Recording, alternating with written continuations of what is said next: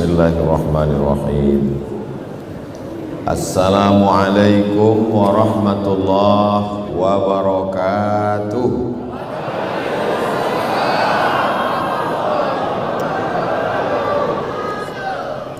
Alhamdulillahilladzi bi ni'matihi tatimmus shalihat.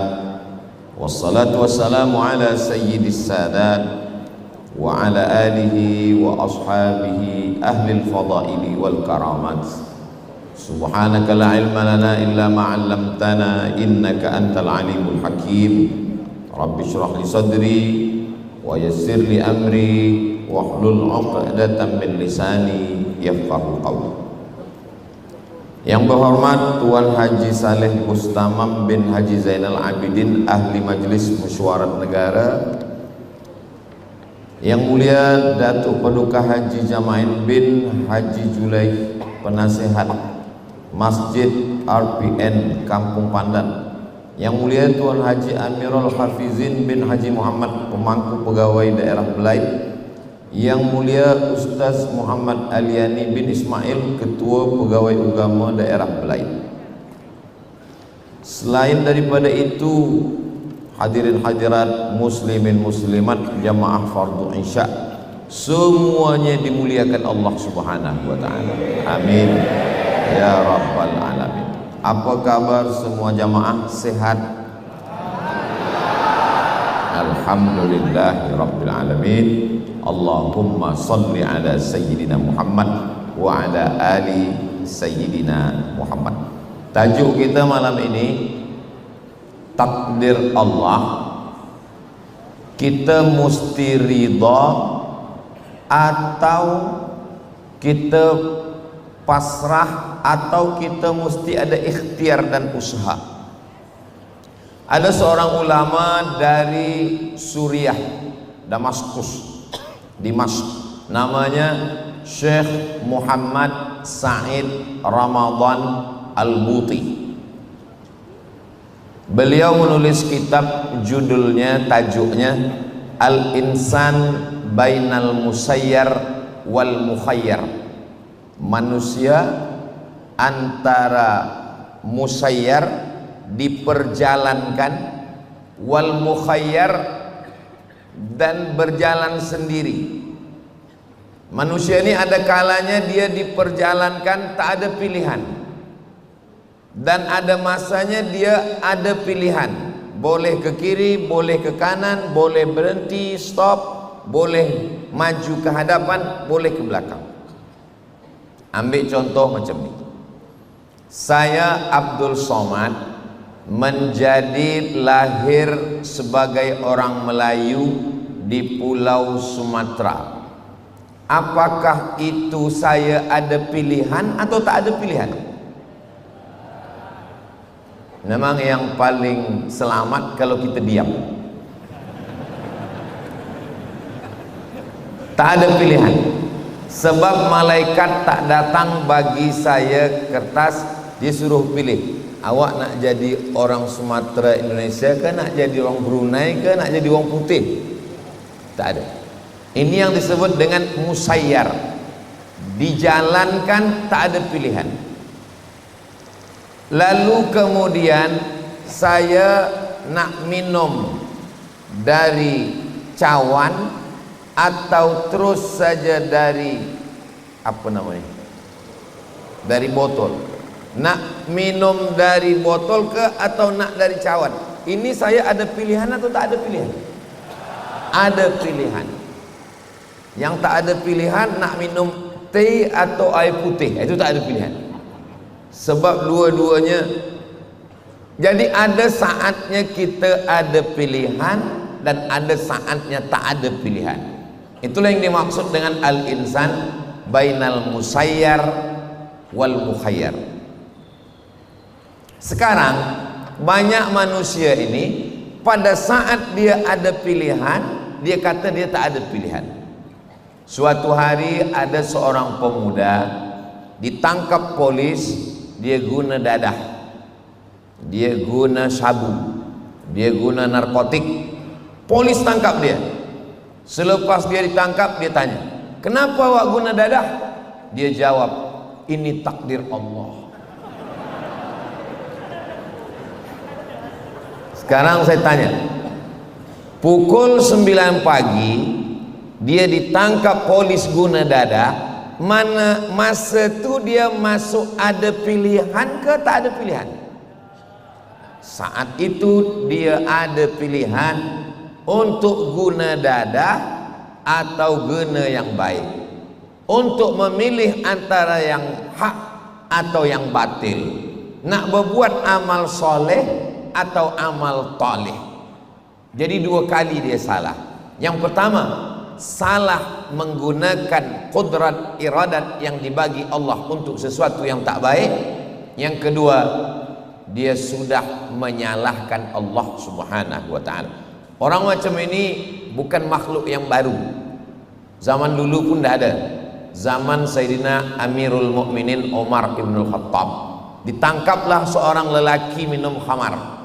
Manakala dia ditangkap minum khamar, manakala dia akan dijatuhkan hukuman sebat, hukum cambuk, pukul pakai cemeti. Lepas itu dia ditanya, kenapa awak minum khamar? Kata dia, ini sudah ketetapan Allah. Kata Umar, bagi dia hukum dua kali. Pertama, hukum minum khamar. Yang kedua, hukum bicara takdir tanpa pengetahuan dari Allah Subhanahu wa ta'ala. Jadi yang kita pasrah itu adalah pada masalah-masalah yang musayyar, yang kita tak ada pilihan lagi. Itu memang kita pasrah kepada Allah Subhanahu wa ta'ala. Tapi pada perkara yang kita ada pilihan, maka kita disuruh Allah Subhanahu wa ta'ala untuk memilih. Itulah yang disebut dalam Al-Quran, wa nafsin wa ma sawwaha fa'alhamaha fujuraha wa taqwaha qad aflaha man zakkaha wa qad khaba man dassaha. Allah Subhanahu wa ta'ala berikan pengetahuan ini. Dalam masalah takdir ini ada dua aliran dalam sejarah Islam. Yang pertama, nama alirannya Jabriyah. Jabriyah diambil dari kata Jabr. Jabr artinya terpaksa. Jim ba ra, Jabr. Orang yang terpaksa disebut dengan majbur. Makanya dalam nikah ada namanya wali yang boleh memaksa anak gadis dalam mazhab Syafi'i. Wali mujbir, majbur dipaksa, mujbir memaksa. Saya ada anak gadis, saya tak ada anak gadis. Misalkan saya ada anak gadis, saya balik ke rumah, saya cakap pada anak gadis saya, anak gadisku, aku balik dari bagi tazkirah di Masjid Blaid. Aku terjumpa tadi anak lajang yang handsome, soleh, Masya Allah, tabarakallah. Aku dah nikahkan engkau dengan dia tadi, maka nikah itu sah. Sebab saya wali mujbir. Wali mujbir itu ayah dengan datuk. Jadi kelompok yang pertama ni Jabriyah mengatakan dia terpaksa dengan takdir. Hidup dia ini terpaksa, dipaksa oleh takdir Allah Subhanahu wa ta'ala. Mereka ini ada satu golongan di tengah umat ini, dan saya yakin dan percaya golongan Jabriyah ini masih hidup lagi sampai sekarang. Bila ditanya dia, kenapa awak berzina? Mohon maaf, beribu maaf, berapa banyak anak perempuan, anak lelaki yang melakukan perbuatan dosa, sedar, sehat, tiada kurang satu apapun. Manakala perbuatan itu terjadi, bila dia ditanya, kenapa kamu melakukan ini semua? Dia nasihati pula mak ayah dia, sabarlah ya, ini sudah ketetapan Allah.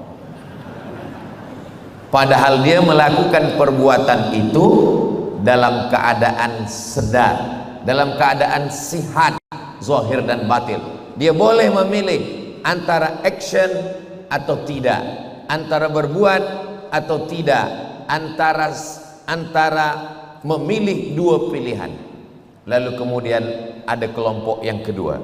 Kelompok kedua mengatakan, lawan daripada kelompok Jabriyah tadi. Kata dia orang Jabriyah ni tersesat.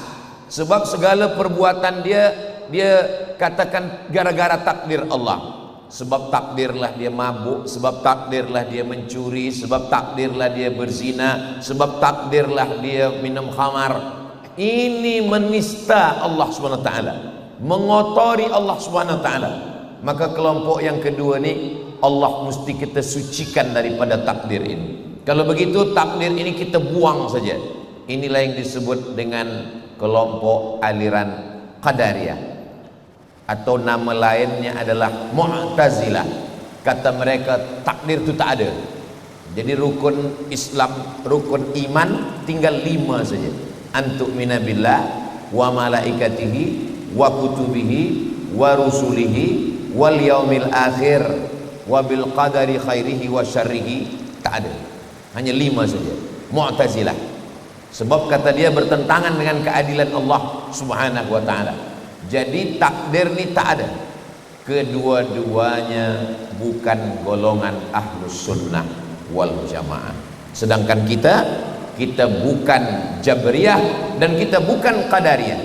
Kita adalah golongan Ahlus Sunnah wal Jamaah. Imam Abul Hasan Al-Asy'ari, maka dalam 3 hal dalam akidah kita Imam Abul Hasan Al-Asy'ari, dalam bidang fiqh Muhammad bin Idris Asy-Syafi'i, dalam bidang tasawuf Imam Junaid Al-Baghdadi dan Imam Abu Hamid Al-Ghazali. Keluar daripada itu, maka dikhawatirkan kita keluar daripada golongan puak yang terselamat, Al-Firqah An-Najiyah Ahlus Sunnah wal Jamaah. Lalu apa makna takdir dalam Ahlus Sunnah wal Jamaah? Bahwa Allah tahu segala apa yang terjadi, tapi pengetahuan Allah itu tidak memaksa. Itu bezanya dengan Jabriyah. Kata Jabriyah Allah tahu dan pengetahuan itu memaksa. Sedangkan Ahlus Sunnah mengatakan Allah tahu tapi pengetahuan Allah itu tidak memaksa. Apakah Allah tahu bahwa hamba itu akan berbuat dosa? Ya. Tapi pengetahuan Allah tidak memaksa orang itu untuk melakukan perbuatan dosa. Itulah dia ada yang disebut dengan al-kasbu wal ikhtiar. Ada ikhtiar, seorang hamba memilih antara ke masjid atau ke tempat maksiat. Malam hujan, sejuk, lepas makan.